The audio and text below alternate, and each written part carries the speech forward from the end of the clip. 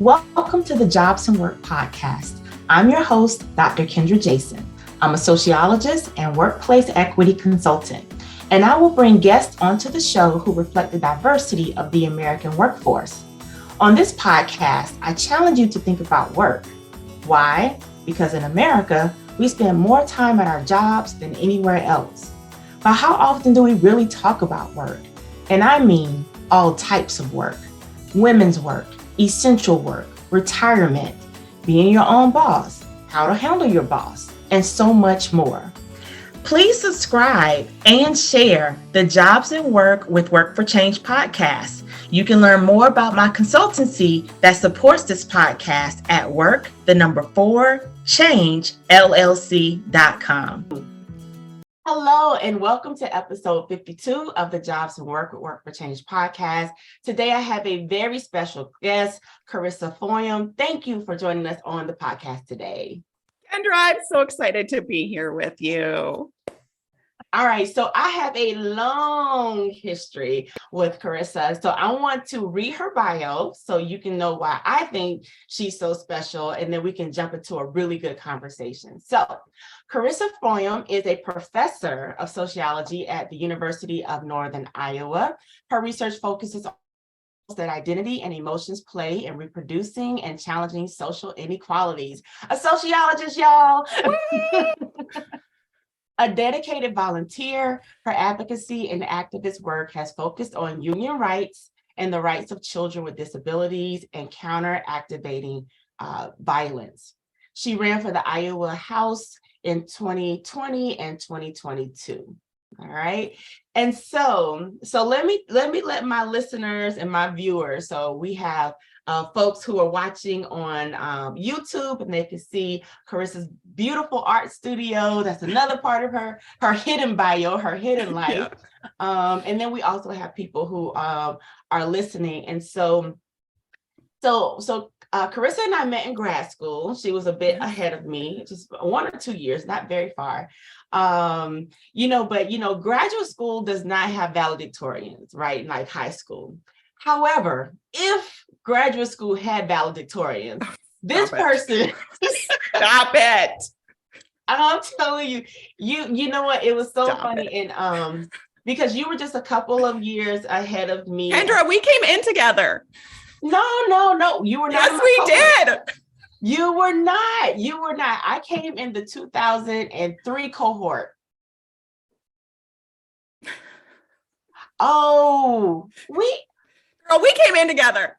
That's crazy. Okay, so we came in together, but she advanced quicker than me. Let's just say that, right? And so Carissa was working on her master's thesis and her PhD. We had the same advisor along the process.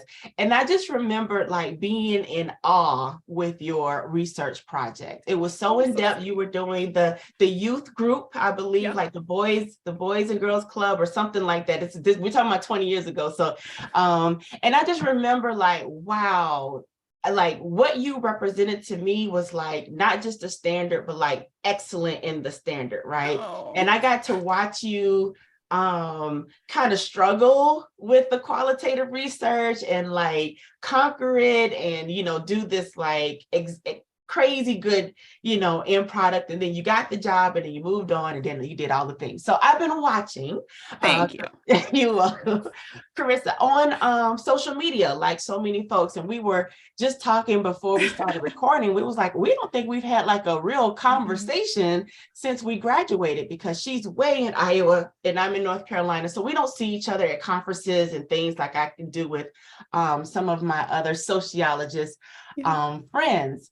So what was one of the main reasons why I asked Carissa to come on as a special guest is because I'm watching her on social media. She's doing all the great things with work and with her kids and running and physical activity. And then she pops up as a politician. Yes. And I said, that's new. I don't know any of my sociologists friends who have pursued politics. And so I'm so curious to know what led you into politics. Just give us some of that story. Yeah. Well, what I always say to people, Kendra, whom I adore, it's so funny when you hear people talk about your grad school experiences, because I love Kendra. She's brilliant. She's fabulous. And I feel the same way about her. So it's been fun to watch you blossom. Thank you for having me. I always say to people, I didn't choose politics. Politics chose me. Yeah. And I think that's the case for a lot of people, especially women who end up in politics. Yeah. So I have a child with a really severe medical condition that is life-threatening. Yes. And I've been in Iowa since 2007. Right. And my child Hans is a central part of this story because he has been on Medicaid. And what happened in North Carolina when I came here, or in Iowa, when I first came here, Iowa was a purple state, and I was really known for the Iowa caucuses, which was until very recently the first state in the union to deal with federal politics. Essentially, we are the first stepping stone for the president. And so, I knew that about Iowa, and it was a purple state when I got here, and it didn't take long before it started to turn red. And one of the things that happened was we went from a mixed legislature to a Republican dominated state government. And one of the things they did two things that really bothered me. One was they privatized Medicaid. And because I have a child who doesn't breathe in his sleep, it's a really rare condition, and he is dependent on a ventilator to breathe for him. Right. And he's been on Medicaid since he was a baby. And for us, what Medicaid primarily covered was nursing overnight to make sure that he lived through the night and his equipment was functioning. Right. And I have private insurance. So this was on top of our private insurance, because as all of you know, private insurance does not cover what you need when you have a serious medical issue. And there are basically no medical insurance policies that cover skilled nursing in your home. Yeah. So we had that for our child. And they privatized Medicaid. And when they did that, they sent people into our homes to interview us to make sure that we're not scamming the system, essentially, and that your child really actually needs Medicaid. Right. And when they did that, and this is like an outside company that they've outsourced this to. And when they did that, the person who was interviewing us in our own home asked a series of canned questions, none of which related to my child's condition, because it's a very rare, unique condition. Yep. And at the end of it, she asked me if I would be willing to put my then 5-year-old into a nursing home. And this was one in a series of interactions around policy related stuff that I found extremely disturbing. Right. And I talked to our state rep. I went to things. I said, here's my child. I want you to know who this is affecting. Right. And it was like a blank stare back at me. There was no interest in knowing my child, in understanding our position or what was happening in our lives, and completely unresponsive. Right. So that was the first thing. Yeah. And then the second thing was in 2016, there was a red wave that swept the country, especially in rural areas, including my area. And one of the things that our state government did was they severely trimmed back and essentially removed collective bargaining rights for public employees in the state. Yeah.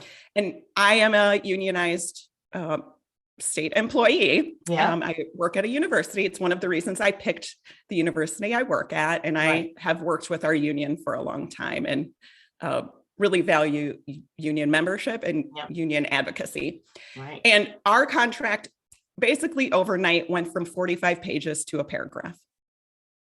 And this was done against the will of the people in the state, essentially. Right. And I went, that is not right. That is not right. Yeah. So I had this series of things happen. And then I tried to have conversations with my local people. Right. And they were 100% unresponsive. Yeah. And when I got promoted to full professor, I turned 40, I finished a bunch of projects at work, and I went, you know what? I actually would be really a lot better at this than this other person. Yeah. So I decided to run against her. Right. And I did. Yeah. And I did. And I lost, but I Uh-huh. ran against her. So I ran for the first time for the Iowa House in 2020. And if you put the time machine on for a moment, remember Yep. what was happening. Yep. We had the Iowa caucuses in Yep. February that were a disaster. And then COVID hit. Yeah. And so I ran for office for the first time during a really politically tumultuous and personally tumultuous time because Right. I was raising 3 kids during COVID. So that's how I got in. Politics chose me. There's this saying, right? If you can't change the people, change the people. Right. And I thought I could do a better job. And I would be doing a better job if I had one, and I didn't. And I ended up running the second time after the Dobbs decision. I wasn't planning to run again. Right. And I just could not sit back and watch our people go unopposed. Yeah. And so I hopped into it again in 2022 out of sheer frustration with the lack of responsiveness by the people who influence our most intimate parts of our lives.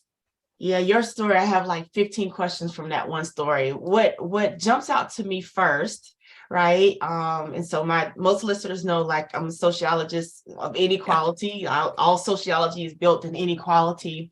And for those of you who are listening who can't see, like Carissa, the beautiful and middle class, like you said, full professor, husband's a medical doctor, 40 years old plus. And I'm thinking that if you weren't being listened to, right? If you go in spaces and people are like ignoring you and, giving you blank stares, what is it like? Or, I just think about, for people who have less resources and less voice and less agency, and you're speaking and advocating on behalf of them too. And I think being in North Carolina, so for those of you who don't know, North Carolina it's in competition with South Carolina as being the least unionized state in the whole country. But I did some work, of course, in graduate school as well, with union organizing, fighting for collective bargaining. And so that's a part of my academic DNA too. And I just remember, how much support and language and tools I had from being affiliated with not having a union ourselves, but even for those who were fighting for a union. So how do you think, if any, your relationship with being a unionized member in your professional world led into the advocacy for the state that you wanted to do? Yeah, I mean, it directly relates to. So at the time, I was the vice president of the union. Yeah. And when our collective bargaining rights were destroyed. And so I and my colleagues were left picking up the pieces because they destroyed an agreement that existed for 40 plus years and was working, right? So we went from a working system that was really working for everybody to nothing, essentially. And I, in my union advocacy work, both through the AAUP, but also my local chapter, as the vice president of my union, I basically did grievance work and conflict resolution work. So anytime there was an issue with a faculty member, I was at the table with the administration trying to problem solve. So I came from a problem solving framework that I think really lends itself to policy work, because the best policy people are the people who are trying to find a solution that actually works in that local environment. And so I wasn't running out of like an ideological framework. I was running out of a problem solving framework that came directly from my union work. That was about how do we live together in a way that is a positive working environment for everybody, and how do we constructively deal with problems when they come our way. Right. Not a burn the place down framework, but a constructive build the place up framework. But when you take away people's rights, I mean, I have progressively watched this in my state, unfortunately, the erosion of rights away from people. And as a Gen Xer, who grew up in a girl power era, Right. right? Right. I'm looking around me going, who are you and why are you doing this? I mean, it just made none of it has made any sense to me. Mm-hmm. And so I've tried to put myself in spaces to make some real sense, because we can do better than this. That's my framework, that we can do better than this. And we should do it for everybody. And a lot of I would say my passion really comes from disability work, which, there's a direct link to my child, but it certainly extends beyond our personal situation. And, I feel really passionately about treating people with dignity and respect so that they can live fulfilling lives. And that should be true for everybody. I think what has bothered me the most is really the erosion of really dehumanizing people. And I feel like that's what COVID did too. COVID dehumanized our people with disabilities across this country, who were made completely invisible and completely disregarded. And I don't know, my mom taught me, when you see something wrong, you stand up and you do something about it. Yeah. You don't sit back quietly. I'll say sociologists should rule the world, right? It'd be a better world. It would be a better world. How I relate to what you just said, it sounds exactly like why I started Work for Change, right? And so, going from a place, for me, it was, I was focused on getting tenure. Yep. I turned in my tenure packet in 2020. So that's, for those of you who don't know, that's a application to transition into a promotion in the academic world. Is a pretty big deal. It's our first really big benchmark once we get hired. And COVID happened. And then I was just like, I don't want to just do research, right? Like, that's right. I care about workers. I care about people's everyday experience. I want to, literally using the same words, I want to humanize, especially Black people of color, women, those who are, disabled, marginalized, all of those things. I want to humanize them in the workplace, which led me to starting Work for Change, so I can have that more direct impact, and I can feel that I'm fulfilling more of my agency and my power to empower others, right? Yeah. I feel like it's almost a return to my earlier adulthood, which was much more focused on, volunteerism. I did the Lutheran Volunteer Corps and AmeriCorps in the inner city in DC. Yes. And so I come from an on the ground. Yes. Right? Like Jesus in the streets kind of thing. Yes. And, academia does the best to beat that out of you. It does. That's how I would put it. But there's a point at which writing papers, and even for me, being in the classroom just isn't enough. Yes. Yeah. I was telling someone just the other day, I love teaching, right? I said, but at the same time, the changing the world one student at a time just didn't feel good enough for me, right? And I mean, and I mean that, I know it's more than one student at a time, but of course, kind of thinking about it in an analogy, I just felt like I was constrained by the university, and I was doing all that I could to be a good teacher and to be a good researcher and to do social justice work, but it was still within the confines of the ivory tower or the academy. Mm-hmm. And busting out of that, I still live in both worlds, right? I still love the academy and all the things that I'm enabled to do through the academy, but I really, really appreciate the work that I'm able to do outside, and sometimes even bridging those worlds together in the way that they need to be. So another thing that really raised you on my social media profile, I think you're like permanently in my algorithm.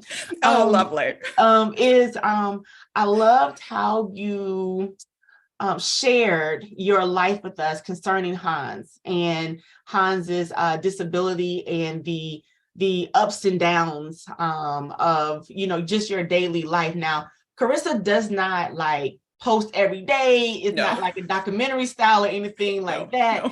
No. We're not vlogging. Yeah. It's like, but every once in a while you would get a really high or possibly a really low as far as what they were going through as a family. And one thing I just appreciate people humanizing their lives in that way, sort of pulling back the veil that everything isn't perfect. And I think a lot of people like Carissa is so successful, like, I'm really not. I'm pretty average, Kendra. Yeah. so in your mind, right? The way that I remember, I was like, man, Carissa's like a machine. Like she gets to get everything done, just really focused. And I think from the outside, people kind of can just make these assumptions about what your life is like and how easy it is and all of those things. And you pull back the veil and say, my family is dealing with, on top of all the other regular life things, this really serious, chronic and rare illness. And so you've already told us a bit about how that led you into politics, but what is it that led you to share that with the greater public as well? Yeah, for me, at every point in my life, it's really been necessity. Yeah. One of the things about raising a child with who's medically fragile with a rare condition is you actually don't have the luxury to not be public about it because any kind of fundraising, there's no research into his condition outside of what families do. Yeah. Like it is 100% family driven in the rare disease community. And so it's so strange because I think I almost feel like privacy is a privilege for people who aren't dealing with something like this, because that's really interesting. Yeah. Without the advocacy of families, there would be no support network for his condition, which there's a massive support network run and driven by families. They fundraise, they support research. None of that would exist without actually mostly moms. Right. None of it would exist. So for us, the points at which I've been public, especially around Hans and his condition, because it is his medical condition, not mine, and I respect him and his privacy too, has been at points at which silence was not an option, that something had to be done, or in the realm of advocacy, because people need to understand his condition because they can actually save lives, right? So my decisions about the publicness, especially around him, has always been in that framework. And in a lot of ways, I feel like that's just true for advocates and activists in general, right? They don't do it because, they've chosen to do it. They do because they don't have a choice.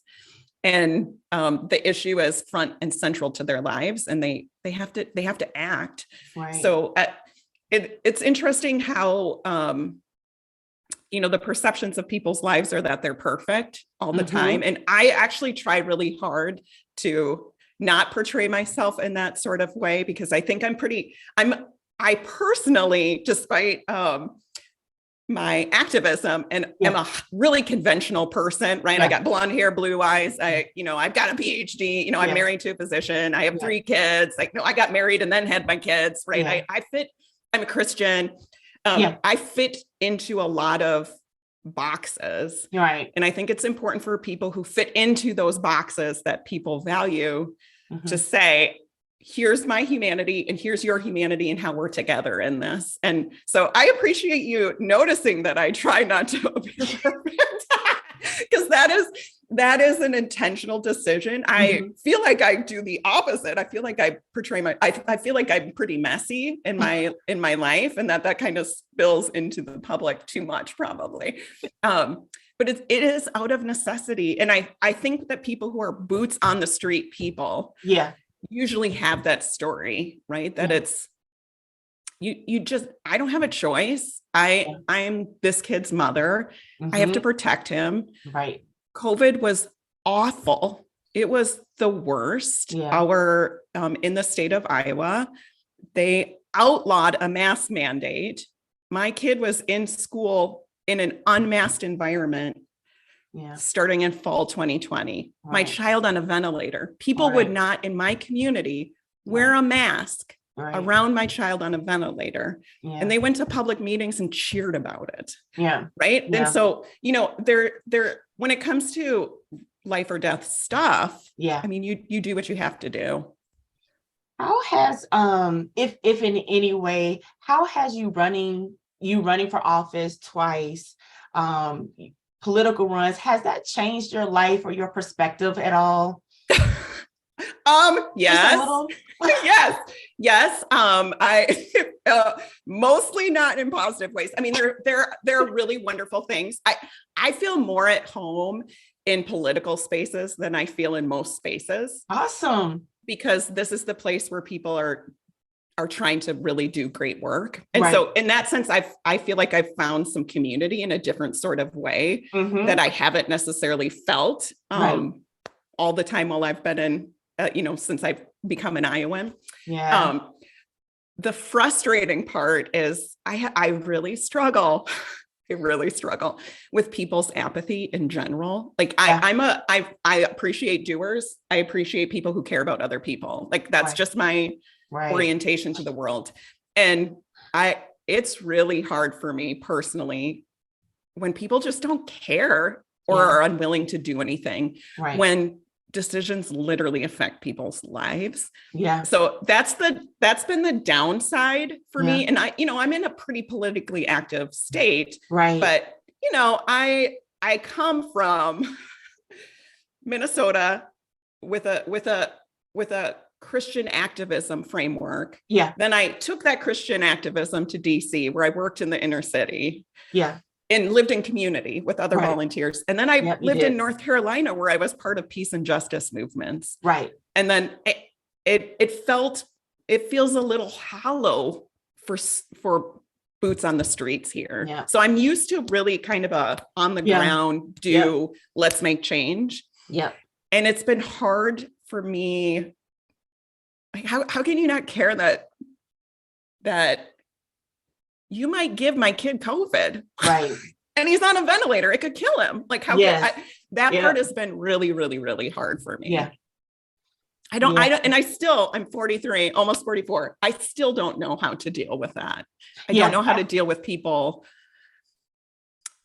not caring. And especially in Iowa, where we are so politically privileged, because I ran during a presidential year. I met every one of the presidential candidates in person. I had one-on-one conversations. We have direct influence in this state. Yeah. And it's hard to see people not take advantage of the power that they have. Yeah. I always say to people that tenure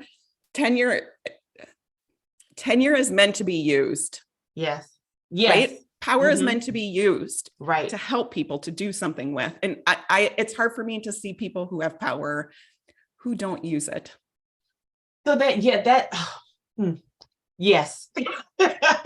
I had a lot of, I don't know what to do with it. Maybe you have the answers. Tell me. Kendra. I had so many flashbacks from 2020 and 2021, especially with I was just at a loss for reason as to why people would push back on things that, I mean, it's like, it's for the common good, it's for common wellness. Like, and I mean, that's a whole nother conversation and a whole nother podcast. But I just say, when you said those things, it just kind of put me back in that mind frame of like really just in everything that we were dealing with, also being confused about people's reactions to things.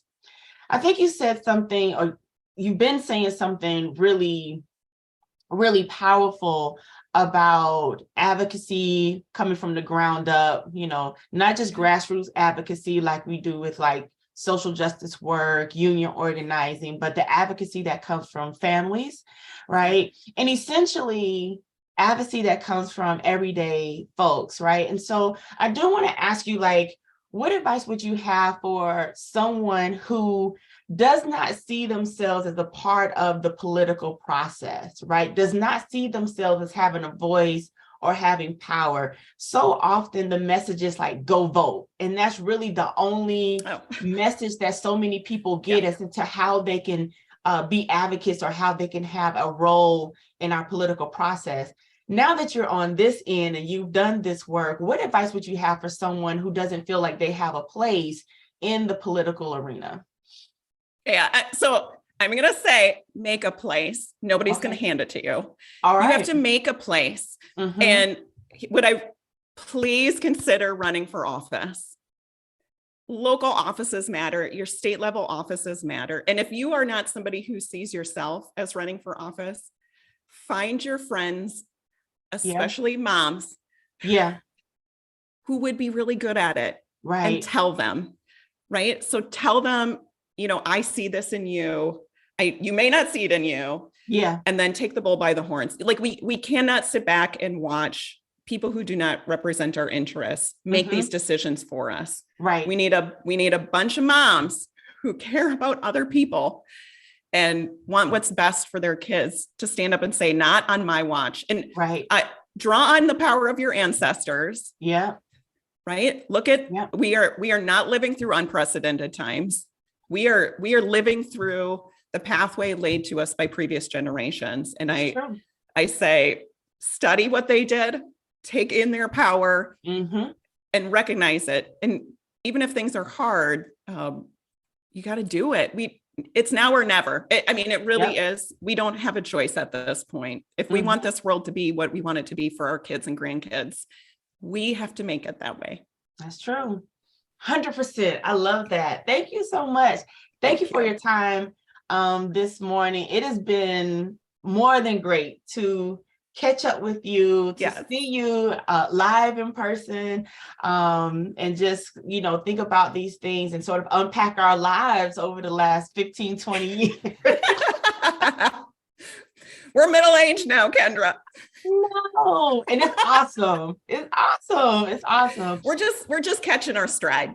That's it. And that's, I think, to your last point, as a gerontologist, you're never too old, right? No, it's the right time to move forward, to tap into yourself. I also love how you said, if you know it's not for you, tap your good friend who know has the power and the agency and the voice and the stamina to do those things, and then support your friend in that. I also love how you really called upon moms to do the work and to see themselves. You're right. Moms are so ground, like you said, boots on the ground. Moms are so tapped into the community and resources. I have, as you know, a lot of research on especially Black women, mothers, and social movements and political movements and women in general. And, moving from the backstage to the front stage and all the things that we can accomplish as a community. And so I just really appreciate your time this morning. So thank you.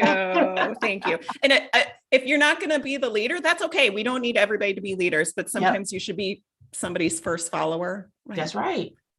Be those moms' first follower. Yeah, because as Carissa found out, you never know who's watching you, right? On social media. So many of my guests, I've been wanting to be like, really? Wow, awesome, great. Like, we have these tools in social media that allows us to gain viewers and supporters and cheerleaders from afar. You never know who's rooting for you.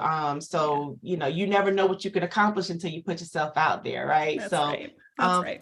Just want to say to all the followers and listeners, thank you so much for spending this time with us. I was inspired. I hope you were also inspired. So please continue to like, subscribe, and share so we can continue to work to make the world of work better. Thanks.